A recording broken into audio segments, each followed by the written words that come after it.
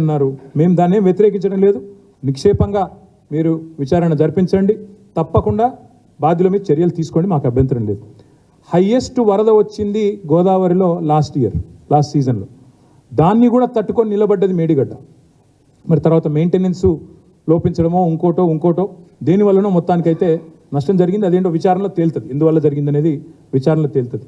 నువ్వు రాష్ట్ర ప్రభుత్వాన్ని మేము డిమాండ్ చేసేది ఒకటే, రాజకీయ వైరుధ్యాలు రాజకీయ పంతాలు ఎన్ని ఉన్నా రైతుల ప్రయోజనాలు మనందరికీ, రాష్ట్ర ప్రయోజనాలు మనందరికీ ముఖ్యం. అందుకే మేము రాష్ట్ర ప్రభుత్వాన్ని విజ్ఞప్తి చేసేది, డిమాండ్ చేసేది, మీరు దయచేసి వెంటనే కాఫర్ డ్యామ్ నిర్మాణం చేయండి, చేసి మరి మరమ్మతులు చేయండి. వీలైనంత త్వరగా అన్ని పంపులు చాలు చేయలేకపోతే కనీసం ఒక పంపన్న చాలు చేయండి.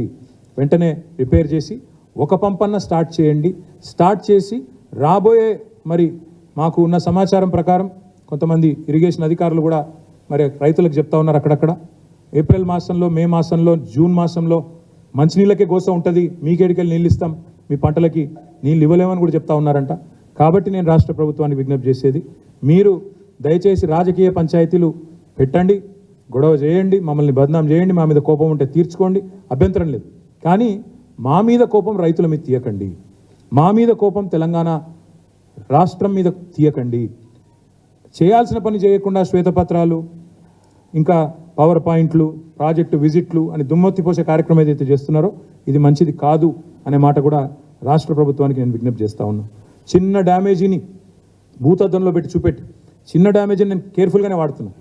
ఎందుకంటే 3 రిజర్వాయర్లు, 3 బరాజులు, 15 రిజర్వాయర్లు, 21 పంపింగ్ స్టేషన్లు ఉండే కాళేశ్వరంలో ఒక్క బరాజులో 84 పియర్లలో 3 పియర్ల కాడ సమస్య వస్తే దాన్ని భూతద్దంలో పెట్టి మొత్తం ప్రాజెక్టే కొట్టుకపోతుందన్న స్థాయిలో ఇవాళ పొలిటికల్ మైలేజ్ కోసం ఏదైతే ప్రయత్నం చేస్తూ ఉన్నారో